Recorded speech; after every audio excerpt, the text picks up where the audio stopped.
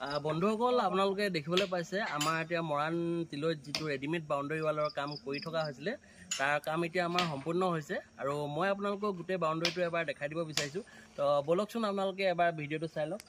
আৰু এইফালে আপোনালোকে দেখিবলৈ পাইছে এইটো আমাৰ হৈছে বাউণ্ডাৰী ফ্ৰণ্ট চাইড আৰু ফ্ৰণ্ট চাইডত আমি এটা ফুলৰ ডিজাইন দিছোঁ আৰু এইফালে আপোনালোকে দেখিব পাইছে এখন আমি গেটৰ ব্যৱস্থা কৰিছোঁ, এখন আমি গেট লগাই দিছোঁ আৰু এইফালে আপোনালোকে দেখিবলৈ পাইছে এতিয়া আমাৰ গেটৰ খুঁটাবিলাকৰ ফিনিচিঙৰ কাম চলি আছে আৰু বলক মই ভিতৰটো অলপ দেখাই দিছোঁ।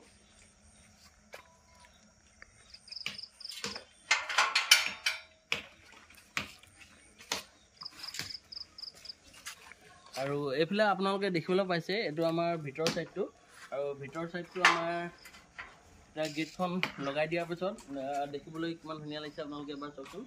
আৰু এইফালে আপোনালোকে দেখিবলৈ পাইছে এইটো আমাৰ এতিয়া ভিতৰৰ বেক চাইডটো আৰু এইটো আমি এতিয়া দেখিবলৈ পাইছে সুন্দৰকৈ প্লাষ্টাৰ কৰি দিয়া হৈছে আৰু ৰেডিমেড বাউণ্ডাৰী ৱালত বেক চাইডটো প্লাষ্টাৰ কৰি দিলত আপোনালোকে চাওকচোন কিমান সুন্দৰ লাগিছে দেখিবলৈ। আৰু এইফালে আপোনালোকে এইফালে দেখিবলৈ পাইছে এইটো আমাৰ ওপৰত ৰাউণ্ডকৈ ফুলৰ ডিজাইনটো লগাই দিয়া হৈছে, এইটো ৰাউণ্ড ইটাটো লগোৱা হৈছে ইয়াত আৰু গোটেই বাউণ্ডাৰীটো মই আপোনালোকক অলপ দেখাই দিছোঁ। এইফালে চাওকচোন আপোনালোকে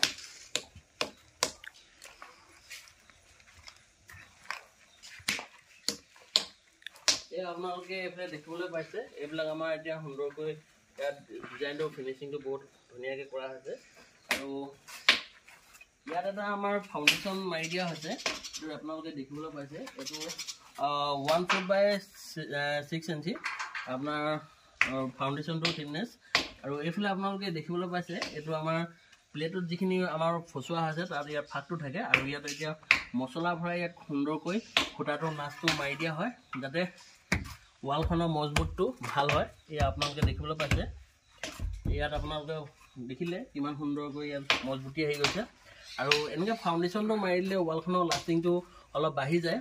যিহেতু কোমল মাটিত যদি এনেকৈ ঢিলা মাটিত খুঁটা পুতি ৱালটো দি দিয়া হয় ভৱিষ্যতে হাউলি যোৱা কোনোবা মানে হাউলি যোৱা চান্স থাকে।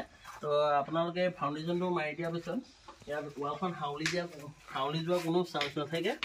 তো সেইকাৰণে আমি এইটো ফাউণ্ডেশ্যনৰ কাম কৰি দিছোঁ আৰু এইফালে মই গোটেই বাউণ্ডাৰীটোৰ বেক চাইডটো আপোনালোকক দেখাই দিছোঁ।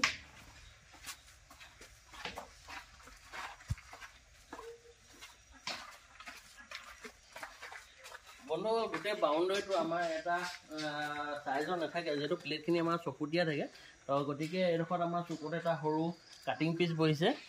কাটিং পিচটো আপোনালোকে